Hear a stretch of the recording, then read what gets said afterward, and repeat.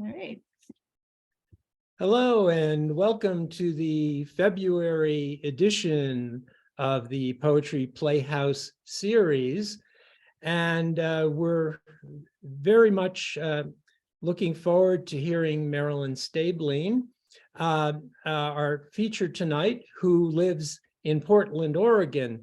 But Jules and I originally knew her as a friend in Albuquerque. And she and her husband, Gary Wilkie, for 11 years ran a wonderful bookstore called Acequia Books in the North Valley of Albuquerque. In fact, when I first started coming to Albuquerque, one day after I met Jules in 2011, I did a reading for my Road Ghost book at Acequia Books.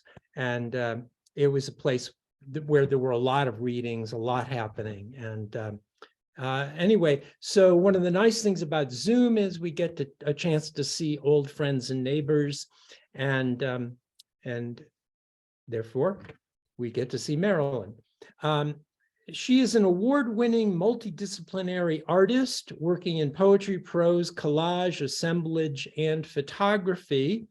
Her sculptural artist books, altered books, and performance art concern visual narrative, travelogue, and memoir. Her work is held in private and public collections, including SUNY Buffalo, Yale University's Beinecke Library, Brown University Library, the British Library, and several others.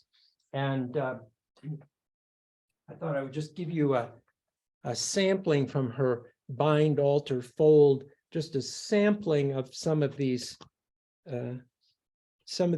incredible art books that she has created, and also teaches classes and workshops on bookmaking, artist bookmaking. Her own books include Elephant Chronicles, Himalayan Notebook, Houseboat on the Ganges, in a Room in Kathmandu, Milepost 27, Vermin, A Traveler's Bestiary, Night Travels to Tibet, Splitting Hard Ground, and A Pot of Soup. I'll hold up a couple of these. This is from La Alameda Books in New Mexico, and A Pot of Soup, Milepost 27, Night Travels to Tibet, a favorite of mine, and this Vermin.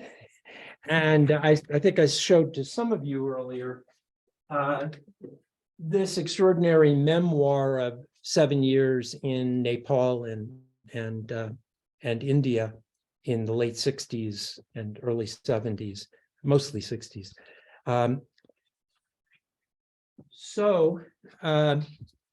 Where do you get the time to do all of these things, Marilyn? Anyway, if you would join me in welcoming Marilyn Stablein.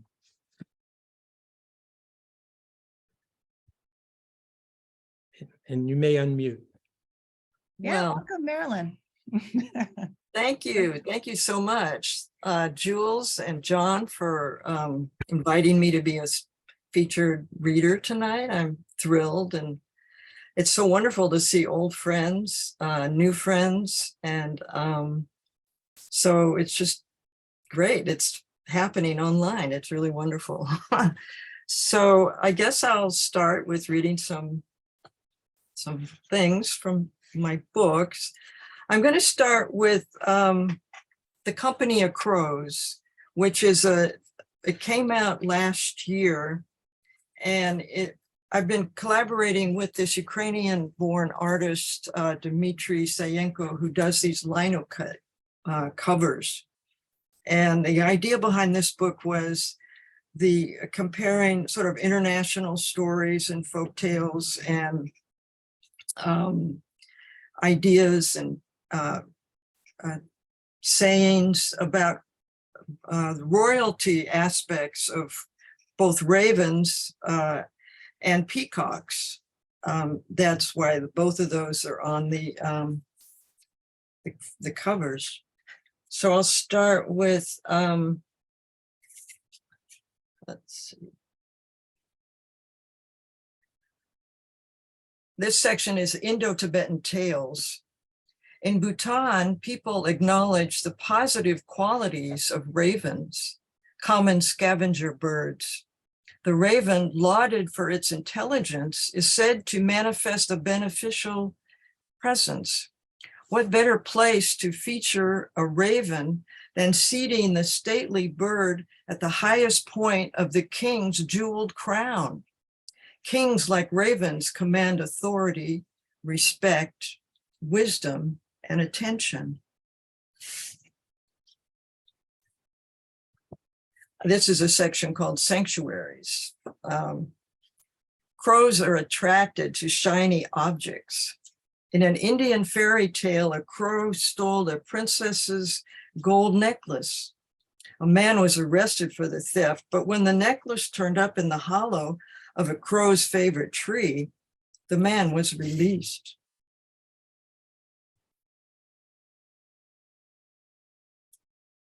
And the last section,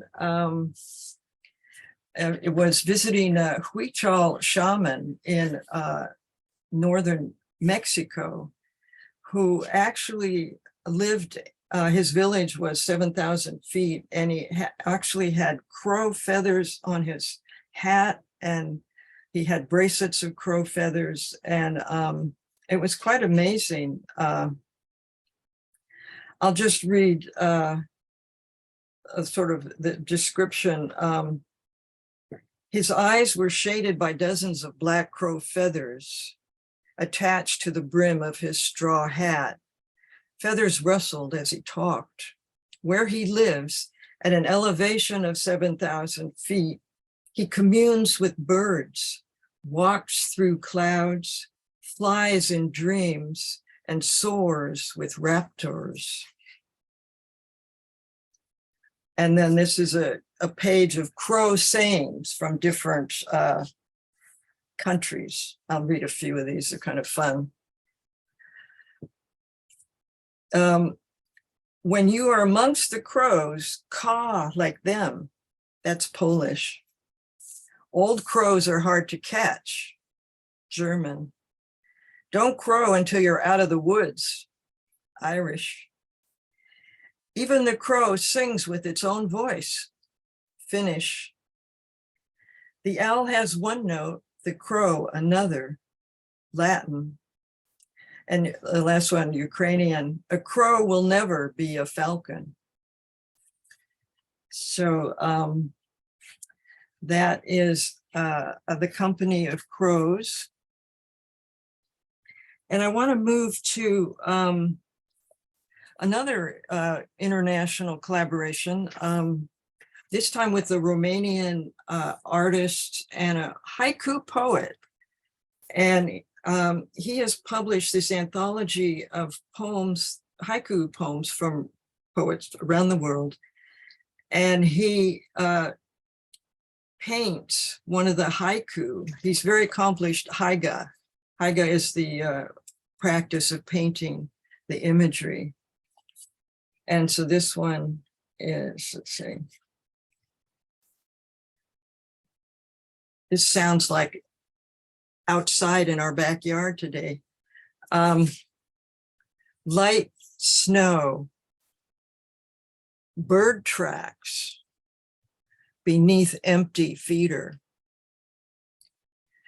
And he asked the poets to write a paragraph about why write haiku, and I thought I'd read that. Haiku is a way of thinking, a way of seeing, and a way of being. In a transitory and ever-changing world, sense, textures, sounds, colors, and images inspire and excite me. I learn by watching and writing. With few words, a haiku can evoke a unique moment of transforming awareness. A short haiku can capture a novel insight into our shared human nature that transcends boundaries, borders, culture, and geography to illuminate diverse experience and environment. Haiku is like breath, restorative, essential. I cannot live without it.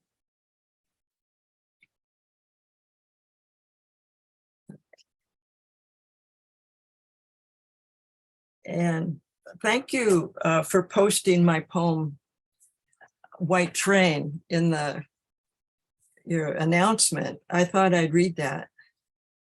And this is from Splitting Hard Ground. White Train.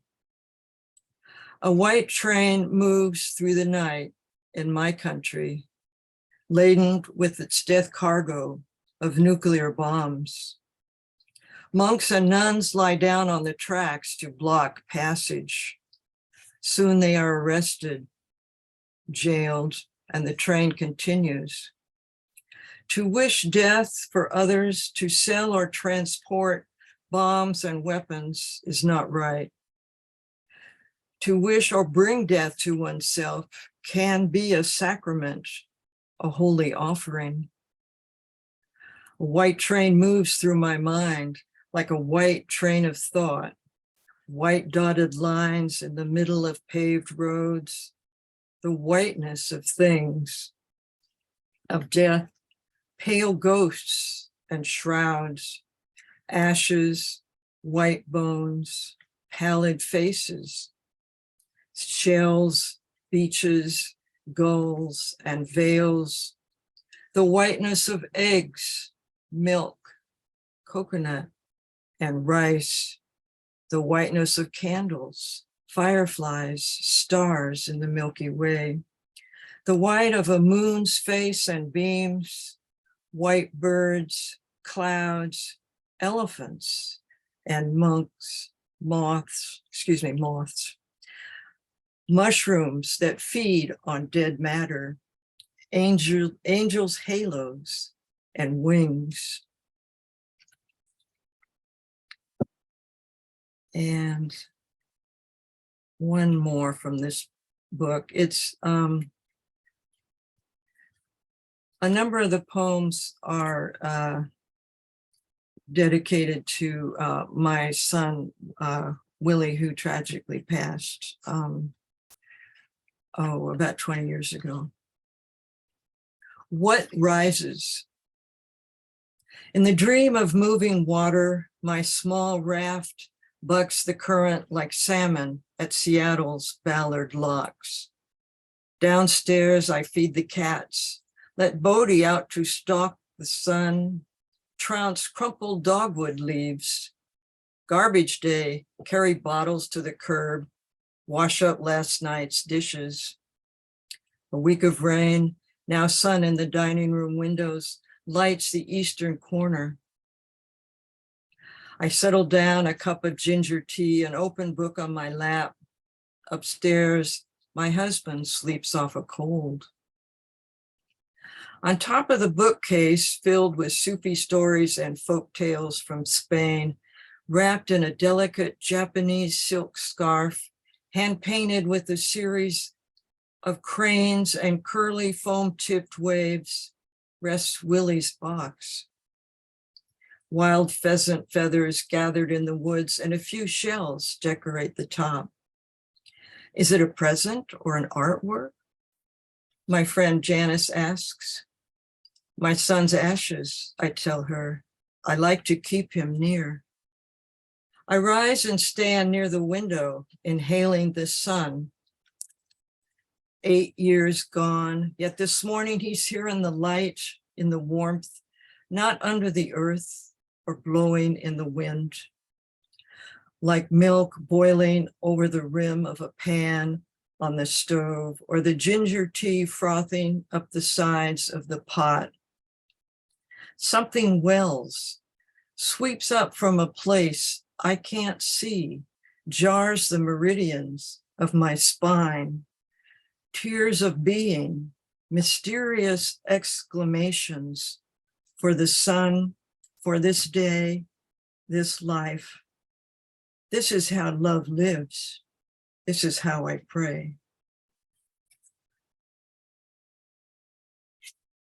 Okay. Get a little tea.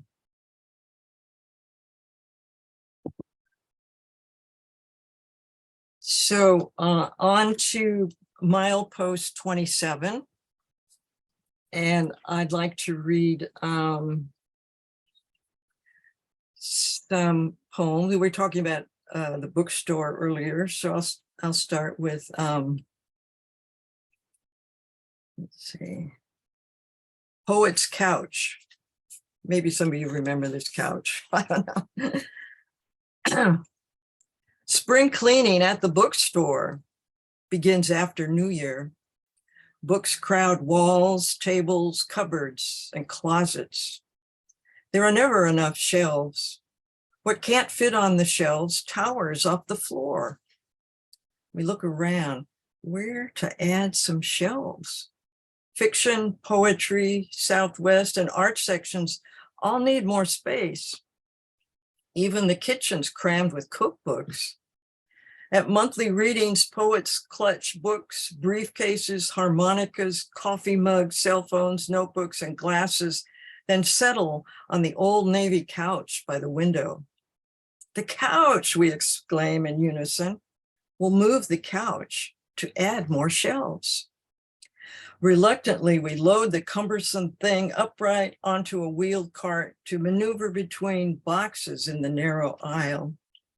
Out on the street, a large free sign beckons drivers on a sleepy Sunday morning on 4th Street, old Route 66. Traffic is slow but steady.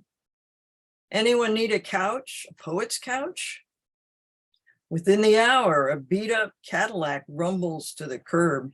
A man shifts to park, then idles the engine, while a woman steps out, leans back into navy foam cushions, imagining perhaps stretching out for an afternoon nap or crocheting a woolen scarf, balancing a bowl of pozole or minestrone on a TV tray. She nods approval, but a Cadillac is no pickup. How? Without speaking, they lift in unison, slide one end of the couch up over the back bumper, then shove up, and over the rear window until it rests atop the vehicle, like a canoe above a duck hunter's car. They didn't bring rope. Never mind. The car waits for a clearing, then creeps into traffic. The driver, mindful of the teetering load, eases over a speed bump. Later that night, after the couple slinks off to the warmth of their bed, voices may slowly rise like spirits on All Souls Night. We heard them softly at first, barely audible whisperings echo through walls, strains of Dickinson, Sexton, and Plath. Filter under doors, pillows, dreaming minds mouth words of longing, the soul's mysterious cravings.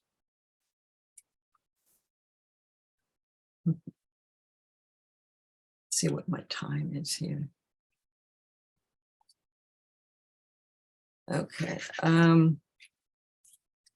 This one is called Blue Alchemy. At the paint store to pick a new color for the kitchen, something fresh, vibrant. What about blue, I say, remembering cowering glacier and last night's dream. Not turquoise or baby blue. Indigo is too dark, cobalt too heavy. Color chart names leap off the counter, conjuring places, dredging memories. Not the lapis of a lover's gift idling in jewelry box with broken clasp. No blue veins, hypothermic lips or bruises. No blue tracks, blood, shoes, or moon. We didn't find Blue Lake, sacred Taos watershed, or Blue Holes, desert oasis. No delicate robin's egg. No ribbons, blue stockings, jeans, or collars. How about an ancient oceanic blue, teal, cerulean, or royal blue? Let's cook under a Mediterranean blue, I say. The blue of morning mists, nautilus, Neptune's breath. Our kitchen galley will float like an Aegean ship, mariner, aquamarine, peacock, jay, kingfisher. When I close my eyes, Istanbul's tiled blue mosque, Vishnu's ghostly tent, and Shiva's blue poison-filled throat. The hardest choice comes last, earthly heavens, divine blue of a virgin's robe, blue rapture, celestial blue, or just plain wondrous. Okay. I'll read one more from this. We used to, before we moved to Albuquerque, we lived in upstate New York in Kingston, and we had alternative books. And then the space next door became available, and we knew a lot of musicians, and they wanted to, you know, encourage us to open up a jazz club because they could come and play. So we did, and it was a lot of fun. But anyway, this is called Live from the Uptown. And the building used to be a department store. So there was a lot of renovations involved and whatnot. Live from the Uptown. To jazz up decrepit, abandoned department store, we dragged up wood panels from 2 floors down, built a bar where Woodstock kids once bought Cub Scout uniforms. Recycled blue velvet theater curtains draped the stage. Rows of cast iron refurbished theater seats, exposed brick walls.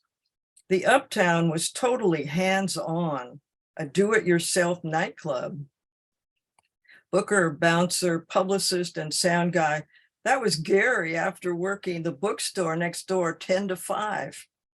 I tended bar, hosted art crawls, readings, and wine tastings. Guinness, Sam Adams on tap. Chilled Duval and Pilsner Urquell, bowls of salt peanuts, wafting aroma of chocolate chip cookies fueled intermission crowds. Once before a show, Dave Burrell flat on his back under the Baldwin. Man, what happened? It's cool. I'm connecting. Later, he banged those keys so hard, 3 clunked to the floor. That baby grand took loads of abuse, kept Tuner John busy on emergency post-concert runs. One player propped the lid open, yanked hammered tender strings with crude wood mallets. Hot Tuna's Harvey Sorgan showed up sans drums after late night gig, threw his black leather jacket over a chair seat to jam on stage. Giardullo put us on the free jazz circuit, standing room only for Dewey. And Terry conjured the sweetest sugar cakes, then blew us away on the A train. Other nights, Fathead, Joe Lovano, Don Byron drove upriver or down off the mountain to sit, listen in. During a blizzard, vocalist Laurel Massey's fans couldn't get out of their driveways. 6 of us clapped so loud. If you tuned into her WBAI show that night, you'd swear she had a house full of diehards. Live from the Uptown. How sweet that sounds. And I think I'm just going to give you a little peek at, really, this is my newest book, and there's only 12 copies. And it's the same Ukrainian artist that I've collaborated with. And this one is called The Rat Tavern. And he made this in his studio in St. Petersburg, and he embedded the corks into the cover. And it comes with a a slipcase as to protect the corks.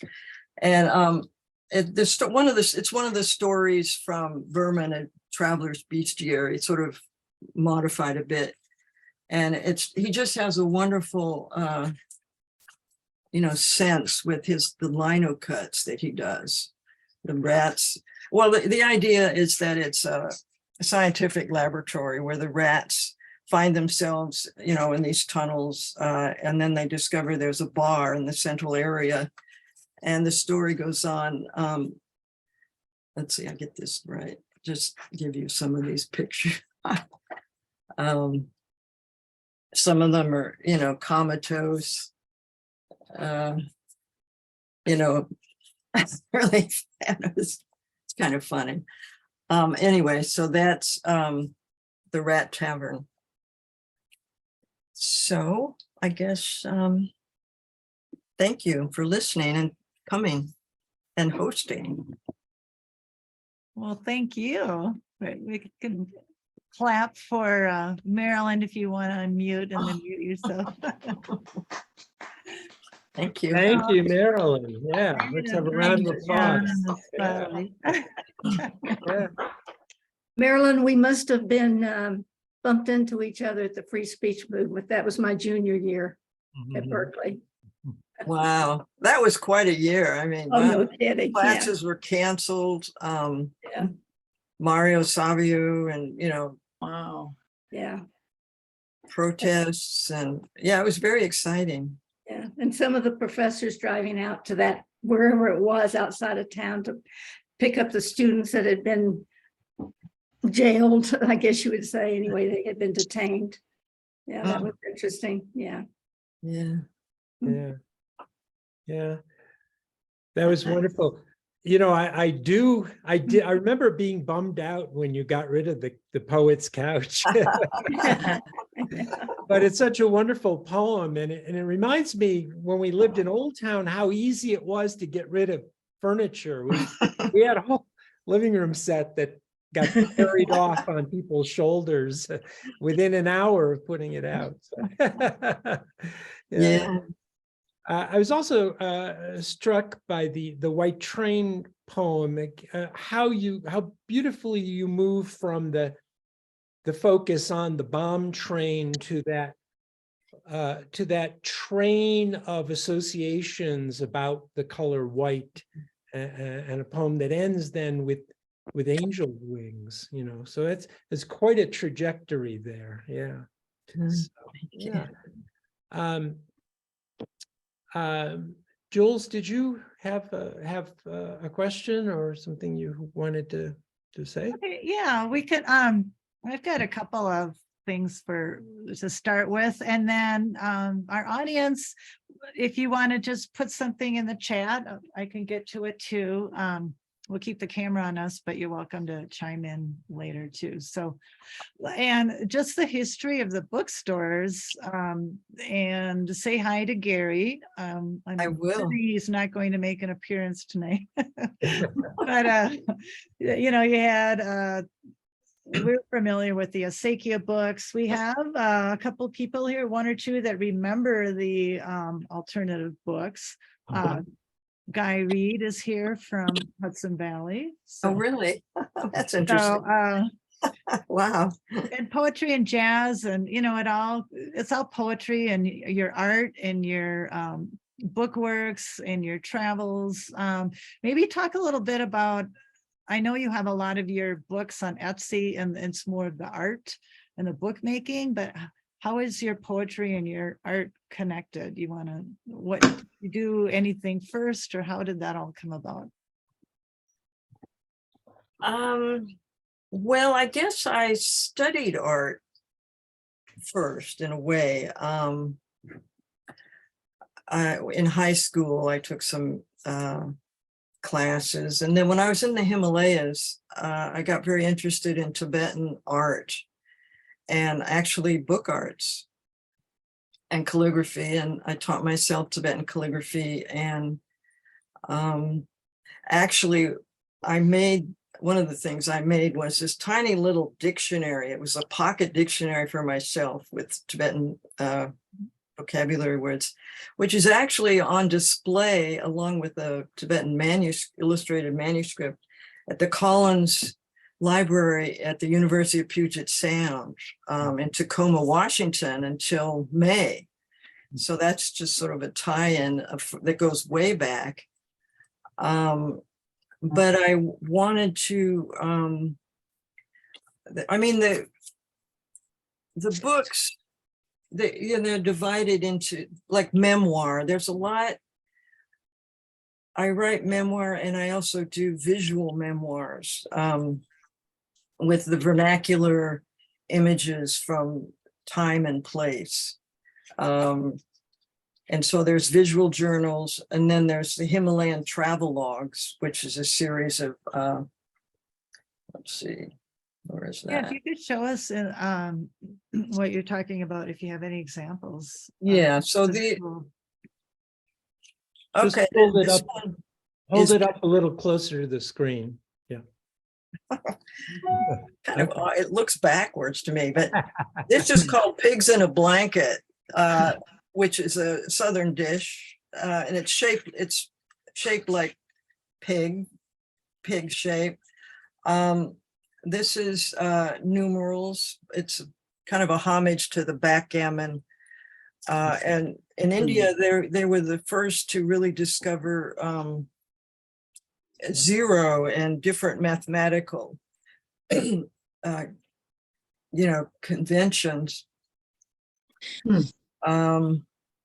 This one is bread book. It's shaped like a bread and it has all kinds. I tend to visually have a lot of visual images, and I love putting them together. And this page is actually Day of the Dead. It says, serve the dead sweetened bread, but not sweetbreads. Then there's another beatnik slang, bread, was money, and it's kind of a funny book.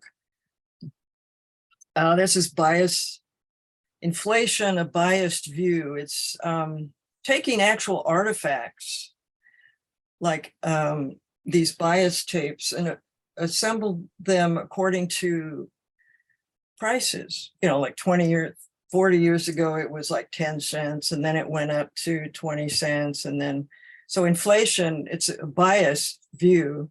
So it goes up to like $2.50. That's kind of the idea behind it. A needle book. This is a childhood book.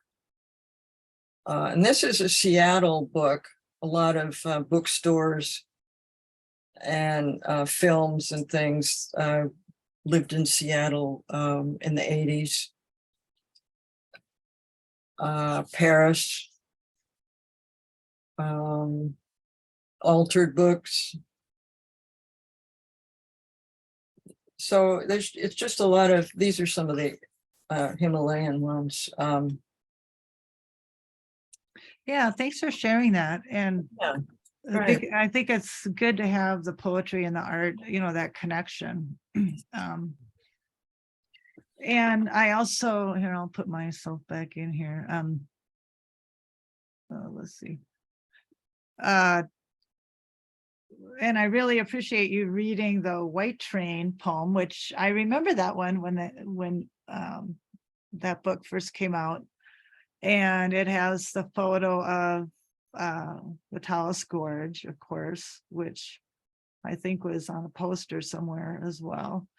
And you were one of my inspirations for kind of getting, when I moved to New Mexico and researching the nuclear history of the state, and then it just kind of grew. great. Yeah. Grew and grew, and about 10 years later, Atomic Paradise came around, and I'm still researching, and now that it's unfortunately back in the news again with all the nuclear history. But I really like that book that you have. I love your volcano book. It's great. And And it's nice because that is one that's, I mean, a lot of your books are collectors, so it's nice, you know, that one is on Amazon or at local bookstores that you can have.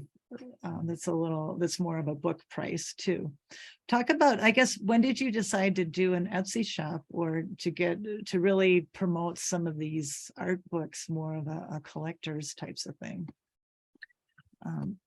Well, it's convenient. Okay. A lot of my books, the artist books, are not really in bookstores, Mhm.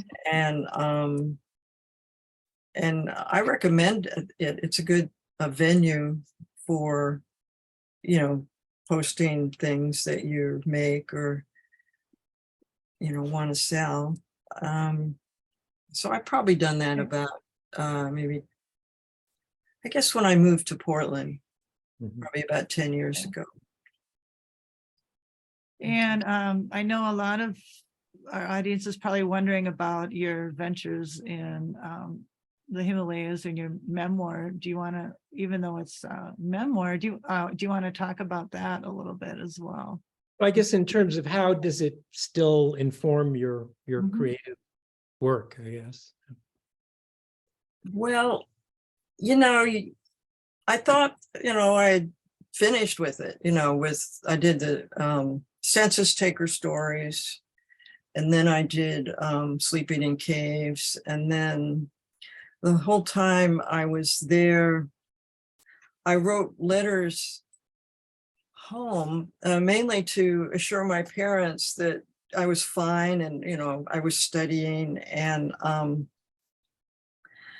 you know, don't worry, and I'll try and come home soon, but, you know, I kept, and so that published a couple years ago, Houseboat on the Ganges in a Room in Kathmandu. Those are all letters. So it's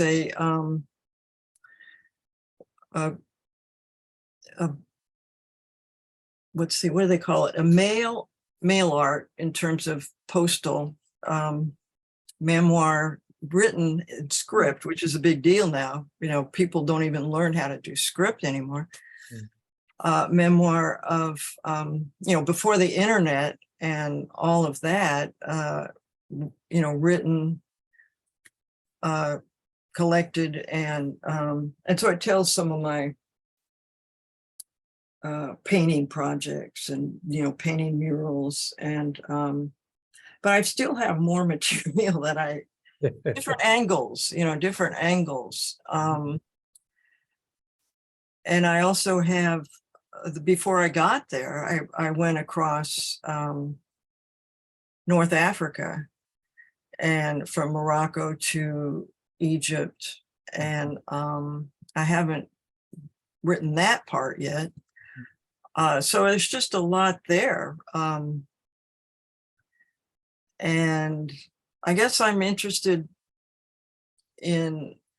grateful to learn about other cultures, and I feel privileged to, you know, learn their cultures and be able to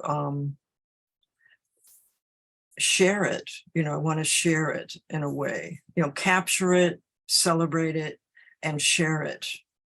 So that's part of that sort of memoir of some of those visual, excuse me, memoirs. And I remember, Marilyn, from Sleeping in Caves, which I read many years ago, and then kind of was re-skimming it. And a lot of it you had from memory, that you didn't really write anything down, right? I mean, you had maybe a few notes. Read a few but drawings. it wasn't like I'm keeping a journal every day writing down. So No. And you did you didn't write even have a much camera. poetry then? Yeah. Mhm. Were you doing any poetry, or was it mostly just, or not, or what was it? Yeah, I wrote haiku. I Okay. felt at the time that it was so exciting to be out in the culture, and I mean the culture of Nepal and India and the Tibetan refugees, that I didn't want to stay indoors and, you know, write what was happening. I wanted to be out there doing it. So the only thing I oh, I have notebooks. I have a lot of notebooks, but not the haiku. They were short, because I was a traveler. I had one little pack. I was 19 when I arrived, and you can't carry a lot of books around. I mean, you're lucky if you can find a paintbrush at a stationery store and some watercolors, which I did, and I copied some beautiful works, but yeah, it was just a very enriching time, and I still working on that, as well as other projects. And what years were you there? And everybody. From 1966 to 1972. So it's letters from India and Nepal from that year. Okay, yeah. Do we have some questions or comments from folks in the audience? Not really. Yes, but, Stephanie does. Stephanie, go. Hi, I just want to. oh, okay, and not in the chat. Yeah. Hi, If I Stephanie. might just. Yeah.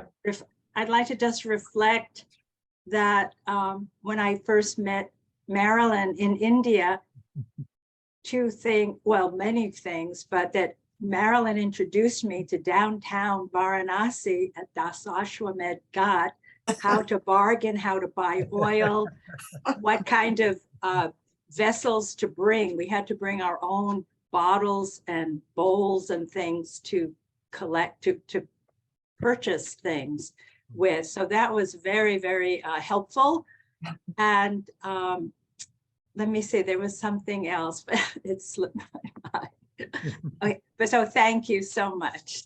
Oh, Great my that pleasure. You guys have been friends all these decades. Yeah. Yeah, right.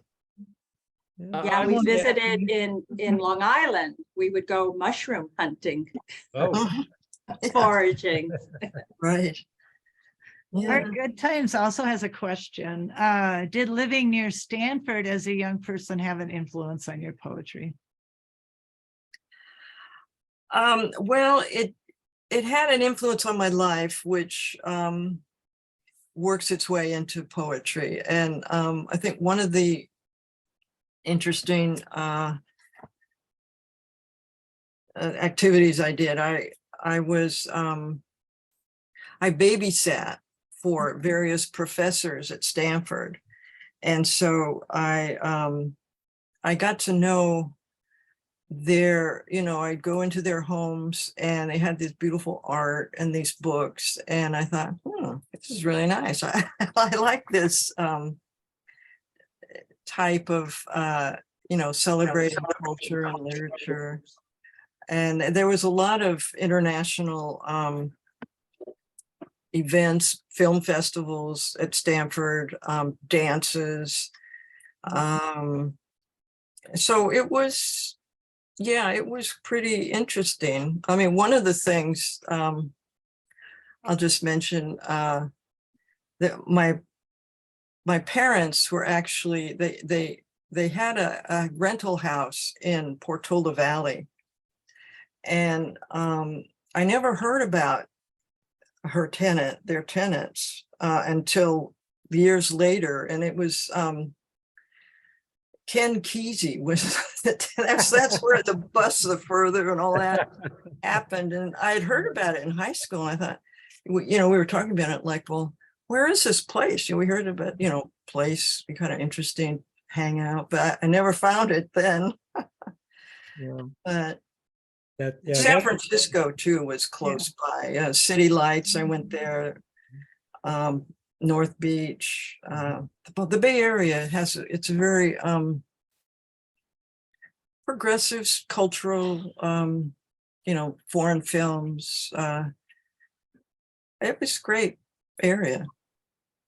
A couple of questions here. One, are you a typography designer as well? And do you know about artists and presses like Yola Bali from Northern California? That's from Tom Molitor. I'm not a typographer myself, but I love nice topography. The Crow book was actually designed by Paul Veris in Berkeley, who has color graphics. He's he's invented his own fonts. Yeah. And Can you hold that one up again? It would, because it looked really big. Is that an oversized book, the Crow book, or is it more of a? Yeah. regular yeah, this one. It's it looks, Yeah, so he Okay. did the text really nicely. And so I stitched it. And so I love artist books and Codex. I know that I've heard of that Yola Bola Press. But I go to Codex whenever I can. It's an international artist book fair. And that's where I met Dimitri, this artist. And they have lots of, artist books from all over the world. It's just like candy, going into a candy shop. I was like, oh, wow. I went last year. It's every other year. But yeah, I admire letterpress. Yeah. But I think I'm too old to. Karen, you've studied letterpress and things. I think I'm too old to learn that. But that's why I collaborate, to have nice designers, yes. hopefully. yes. I think we have time for maybe 2 more questions. Well, actually, there's one in here that we could end with. Patricia Tansey says, I love the poem Blue Alchemy. And what book was that in? She wants to know what book it's in? Yeah.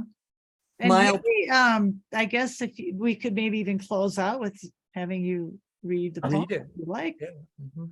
That would be Okay. nice. And if you have the book, to hold up the book to let us know which book it's Yeah. in. Okay, that's a great cover as well. Yeah, this is a decrepit gas station where you see them, in New Mexico and different places. I thought it was very evocative. It's actually one of my photos. One of yours. Okay, I was gonna ask. Yeah. Yeah.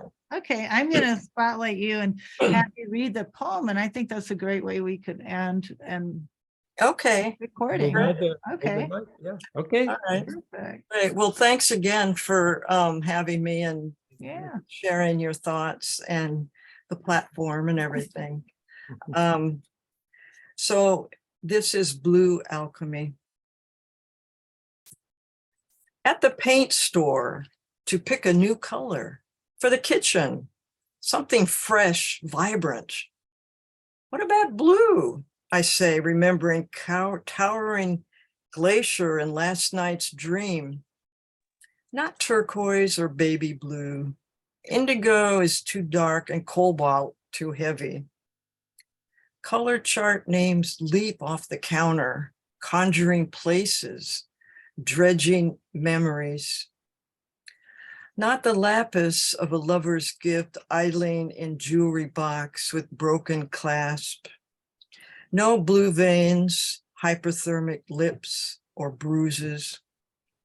No blue tracks, blood, shoes or moon. We didn't find Blue Lake, Sacred Taos watershed, or Blue Holes desert oasis. No delicate robin's egg, no ribbons, blue stockings, jeans, or collars. How about an ancient oceanic blue, teal, cerulean, or royal blue? Let's cook under Mediterranean blue, I say. The blue of morning mists, Nautilus, Neptune's breath. Our kitchen galley will float like an Aegean ship, mariner, aquamarine, peacock, jay, kingfisher.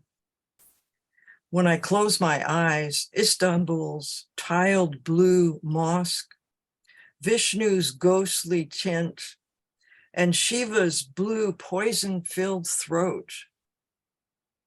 The hardest choice comes last. Earthly heavens, divine blue of a virgin's robe, blue rapture, celestial blue, or just plain wondrous. Thank Thank you. you, Marilyn. Thank you. Can we, wonderful poem to end on. Can we get one more round of applause from folks? Thank you. Yeah.